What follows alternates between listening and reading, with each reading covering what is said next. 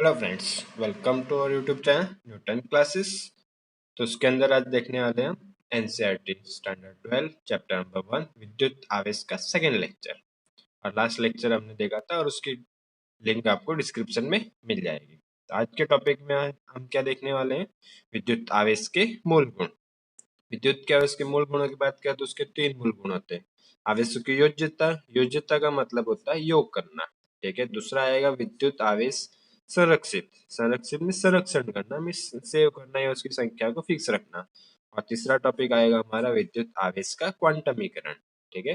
तो हम स्टार्ट करते हैं। फर्स्ट टॉपिक हमारा आवेशों की योज्यता के लिए। आवेशों की योज्यता मतलब आवेशों का क्या करना है, हमें योग करना है। तो योग करने के लिए हम क्या करते हैं, एक मान लेते हैं कि एक निकाय लिया हुआ है हमने, और उस निकाय के अंदर मान लेते हैं कि तीन आवेश है।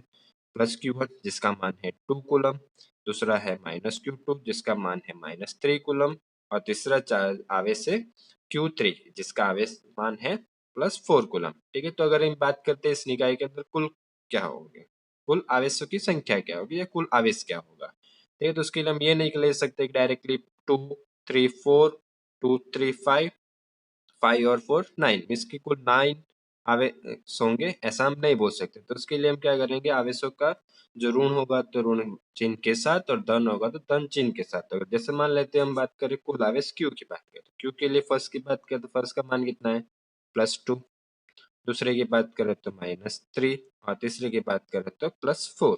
तो +2 -3 -1 और +4, इसकी हमारा आंसर हो जाएगा +3,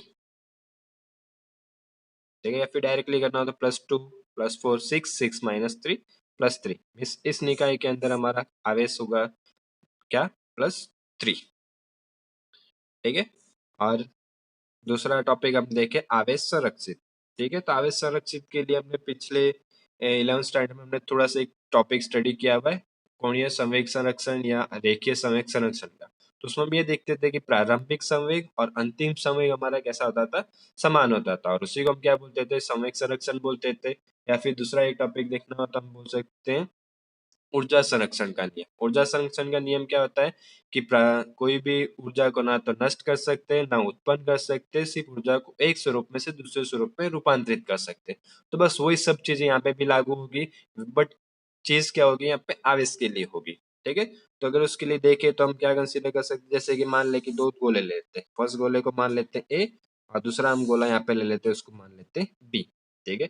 और पहले गोले की अगर बात करें तो पहले गोले के अंदर जैसे हम ले लेते हैं आवेश 1 2 3 4, ठीक है। चार हमारे कैसे हो गए, धन आवेश, और चार 1 2 3 4, चार कैसे हो गए हमारे, ऋण आवेश हो गए। और दूसरे गोले की बात करें तो उसके अंदर भी हम अगर मान लेते हैं कि 1 2 3 और ये चार, चार धन आवेश है, और ऋण आवेश भी हम कितना ले लेते हैं 1 2 3 4, और इन दोनों को हम क्या बोलेंगे, ये हमारा पूरा एक निकाय है। ये हमारा क्या हो गया, पूरा एक निकाय हो गया। तो और निकाय की बात करें तो कुल धन आवेश कितने हमारे +8, और अगर कुल ऋण आवेश की बात करें तो भी कितना है हमारा -8, ठीक है। और प्लस आवेश मिस क्या होता है हमारा प्रोटॉन, और माइनस होगा उसको मिस क्या बोलेंगे हम, इलेक्ट्रॉन। इसकी 8 इलेक्ट्रॉन है और 8 प्रोटॉन है, ठीक है। और अब हम क्या करें, दोनों के साथ अगर कोई प्रक्रिया कराए या दोनों को एक दूसरे के साथ संपर्क में करें, जिसकी वजह से क्या होगा, थोड़ा ऐसा कुछ आवेश क्या कर रहेंगे, एक में से दूसरे में गति करेंगे, ठीक है। तो उसके लिए अगर हम देखें, ये हो गया हमारा ए, और यहाँ पे हम बात करें बी, ठीक है। तो ए और ये हो गया हमारा बी। और आवेशों की बात करें तो आवेश अभी भी मान लेते हैं कि चारों के चारों धन आवेश इसी में, इसके अंदर भी अगर बात करें तो चार धन आवेश है। बट अगर ऋण आवेशों की बात करें तो इसके अंदर जो चार, चार में से मान लेते हैं कि यहाँ पे दो बचे और बाकी के दो आ गए इसके अंदर, ठीक है। तो इसके अंदर कुल ऋण आवेशों की संख्या हो जाएगी 6। तो ये कैसा हो जाएगा, ऋण आवेशित, और ये कैसा हो जाएगा, धन आवेशित। बट ये पता है कैसा चला, तो उसके लिए अगर हम देखें तो इसके अंदर 4 प्रोटॉन है, 2 इलेक्ट्रॉन है, इसकी इसके अंदर प्रोटॉन की संख्या इलेक्ट्रॉन की संख्या की तुलना में ज्यादा है।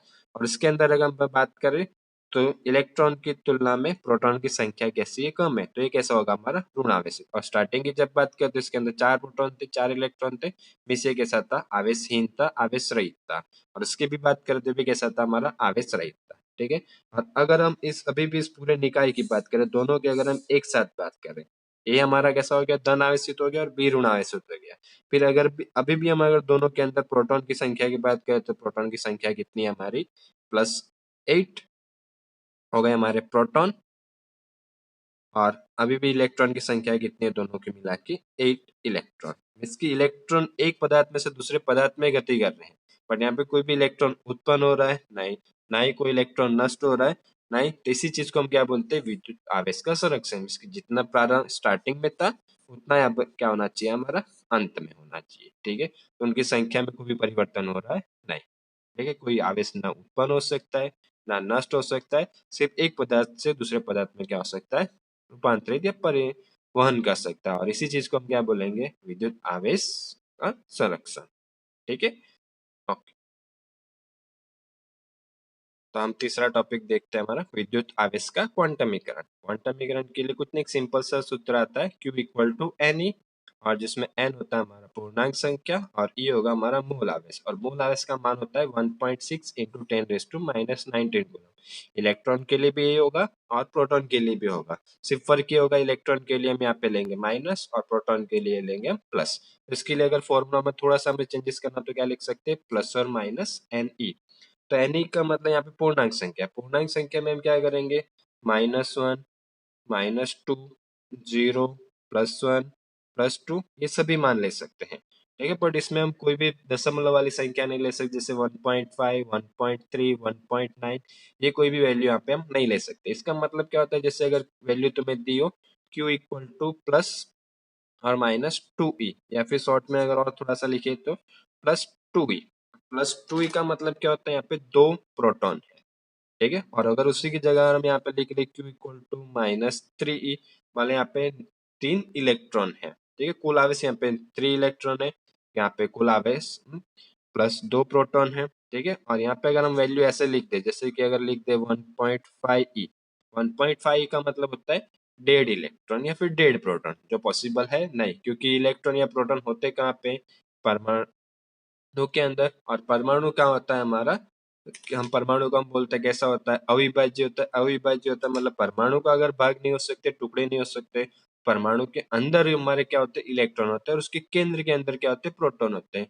तो जब परमाणु के अगर टुकड़े नहीं हो सकते तो इलेक्ट्रॉन के टुकड़े होना पॉसिबल है नहीं, तो अगर टुकड़े नहीं हो सकते तो डेढ़ इलेक्ट्रॉन यहाँ पे हमारा पॉसिबल होगा नहीं। तो हमेशा ये कैसे रहेगा, धन पूर्णांक या पूर्णांक संख्या हो सकती है, प्लस भी हो सकता है माइनस भी हो सकता है, प्लस रहेगा हमारा प्रोटॉन के लिए और माइनस रहेगा हमारा इलेक्ट्रॉन के लिए। ठीक है, ओके।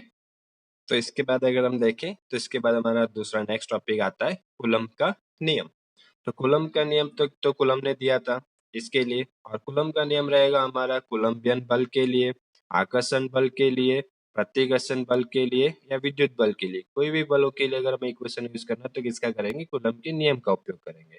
तो उसके लिए कुछ नहीं, एक सिंपल सी चीज है, जैसे कि हम मान लेते हैं कि दो यहाँ पे आवेश है, एक मान लेते हैं कि +Q1 आवेश है, दूसरा हम यहाँ पे मान लेते हैं +Q2 आवेश है, और दोनों धन आवेश है। धन आवेश के लिए हमने आगे पढ़ चुका है, दोनों अगर धन आवेश है तो एक दूसरे को क्या करते हैं, प्रतिकर्षित करते हैं। तो यहाँ पे पहला क्या कर रहा होगा, दूसरे को प्रतिकर्षण बल लगा रहा होगा, उसकी बात करें तो ऐसे बल लगाएगा, और उसको अगर हमें लिखना हो तो उसको क्या लिख सकते हैं, F21। और दूसरा वाला क्या कर रहा होगा, पहले वाले पे प्रतिकर्षण बल लगा रहा होगा, उसको हमें दर्शाना तो उसको क्या दर्शा सकते हैं, F12। और यहाँ पे आप देख रहे हो तो एफ के साथ यहाँ पे थोड़ा सा 2 1 और 1 2 लिखा है, तो इसका मतलब क्या होता है वो भी आपको मैं बता देता हूँ।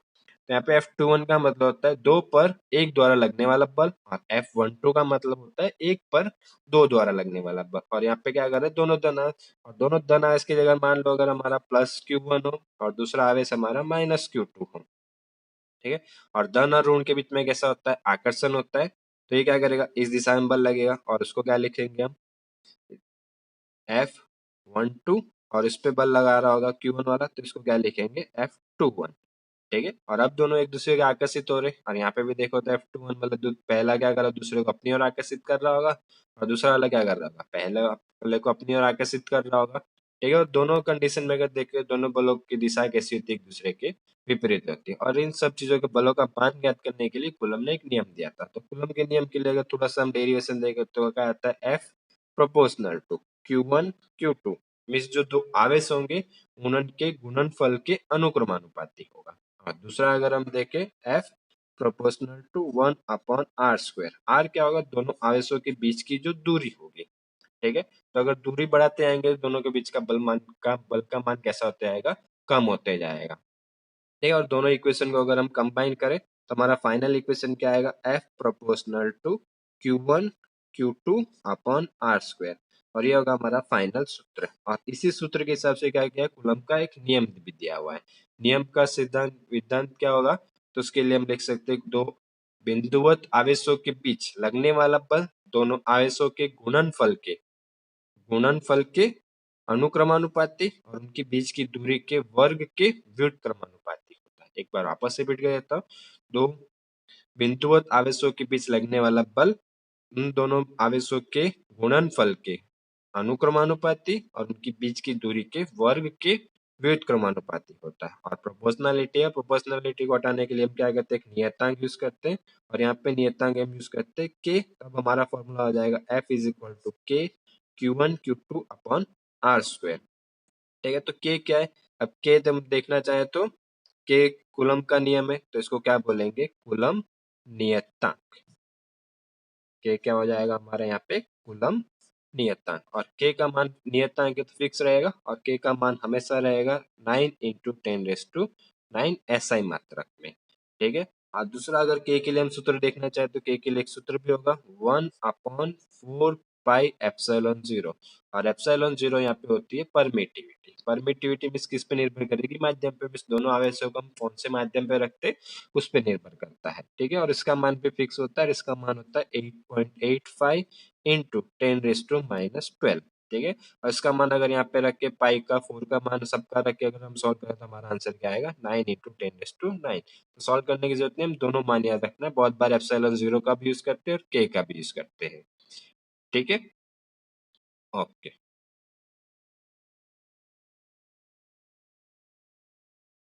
तो इसके बाद दूसरा नेक्स्ट टॉपिक देखें तो कूलम का नियम सदिश स्वरूप में। तो इसके लिए सदिश स्वरूप की जरूरत पड़ी, क्योंकि कूलम का नियम किसके लिए दिया हुआ है?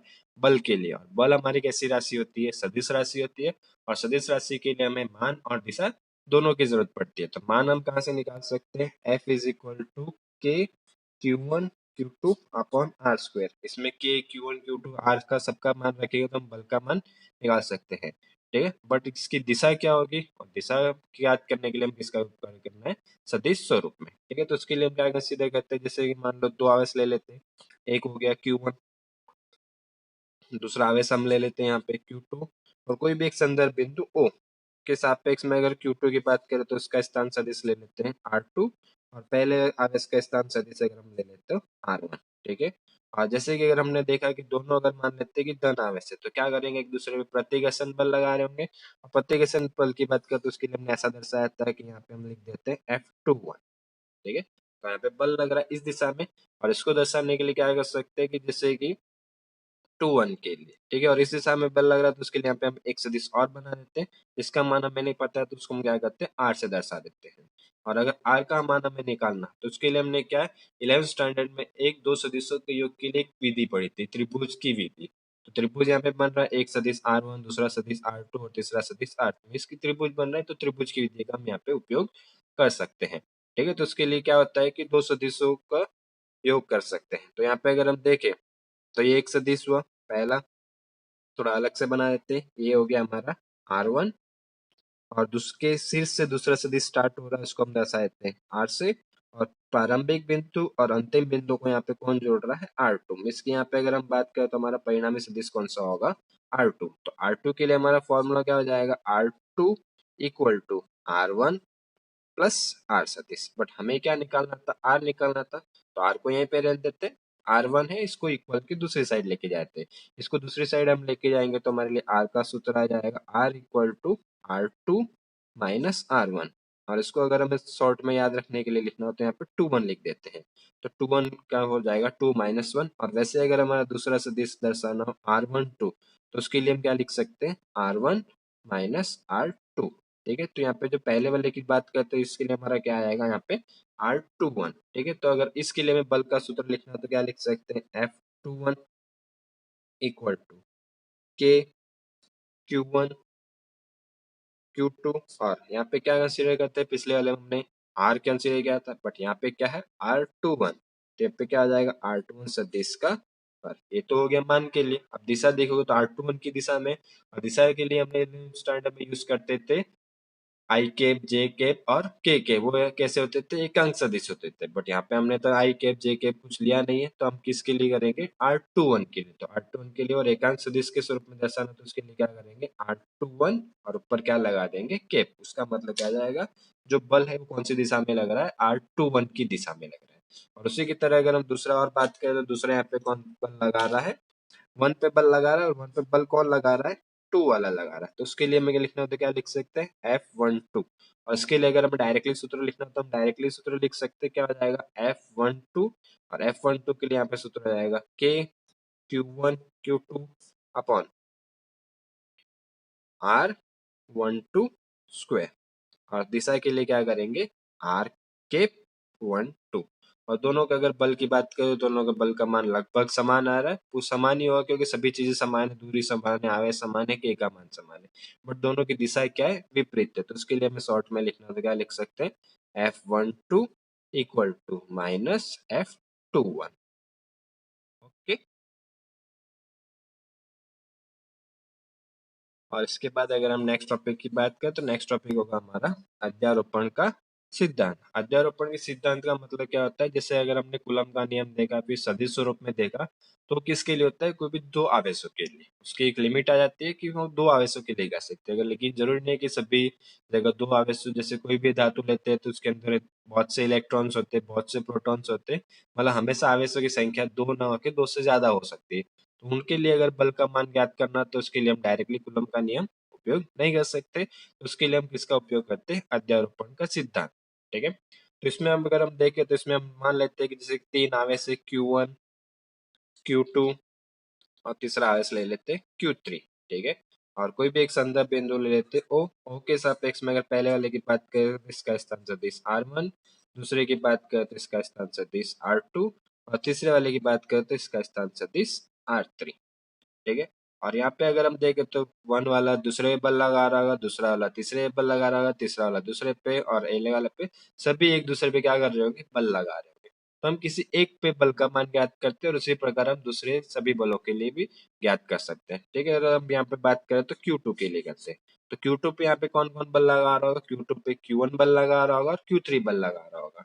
और सभी मान लें कि तीनों अगर धन आवेश है तो Q2 पे कौन सा बल लगेगा Q1 से इस दिशा में बल लग रहा होगा, और उसको हमें दर्शाना तो उसको हम किससे दर्शा सकते हैं F21। F21 का मतलब दो पर एक द्वारा लगने वाला बल। और उसी प्रकार तीसरा आवेश भी क्या कर रहा होगा दूसरे वाले पे बल लगा रहा होगा, और उसको अगर हमें दर्शाना हो तो उसको हम क्या दर्शा देते हैं F23। यहाँ पे अगर हम दूसरे आवेश की बात करें, दूसरे आवेश यहाँ पे दो बल लग रहे हैं, एक तो हो गया F21 और दूसरा हो गया यहाँ पे F23। तो अगर आप बात करें कि यूट्यूब पे कुल आवेश कुल बल कितना लग रहा है, तो उसको ज्ञात करने के लिए हम क्या लिख सकते हैं यहाँ पे लिख देते हैं F2। तो दोनों बलों का क्या करेंगे हम योग करेंगे, तो उसको क्या लिख देते हैं F21 प्लस F23। ठीक है। और F21 के लिए जैसे हमने आगे फॉर्मूला लिखा तो उसके लिए हम डायरेक्टली फॉर्मूला लिख सकते हैं K Q2 Q1 upon R21 square, और दिशा के लिए क्या कर देते हैं R के 21 प्लस 23 के लिए अगर हमें लिखना हो तो क्या लिख देते हैं K Q2 Q3 upon R23 का स्क्वायर कैप, और दिशा के लिए R कैप 23। ठीक है। और इसी प्रकार मान लो कि यहाँ पे अगर एक आवेश और होता है Q4, तो उसको भी क्या कर सकते हैं हम डायरेक्टली यहाँ पे दर्शा सकते हैं, तो क्या हो जाएगा 24, और यहाँ पे हो जाएगा plus K Q2 Q4 upon R24 का स्क्वायर कैप, दिशा के लिए R कैप 24। और इसी प्रकार तीन आवेश चार आवेश तो इसी प्रकार n आवेश हो तो क्या करेंगे प्लस डॉट डॉट n तक Q2 Qn अपॉन R2n का स्क्वायर डॉट और दिशा के लिए R कैप 2n के लिए। और अगर सभी में से देखें तो कॉमन क्या निकल सकता है यहाँ पे K सब में है, तो यहाँ पे F2 के लिए फाइनल सूत्र क्या आ जाएगा K, और सब में से Q2 कॉमन, तो अंदर क्या बचेगा Q1 अपॉन R21 का square dot R cap 21 plus K Q2 common, तो इधर हो जाएगा Q3 अपॉन R23 का square dot R cap 23 plus K Q2 common, तो यहाँ से हो जाएगा Q4 अपॉन R24 का स्क्वायर और दिशा के लिए R कैप 24। और इसी को क्या बोलते हैं, अध्यारोपण का सिद्धांत। मतलब दो से ज्यादा आवेश होंगे तो उनके बलों का मान ज्ञात करने के लिए। ठीक है, ओके, आज के लिए हम इतना रखते हैं, और जिसको भी डाउट हो कमेंट कर सकते हैं। ओके, बाय और टेक केयर।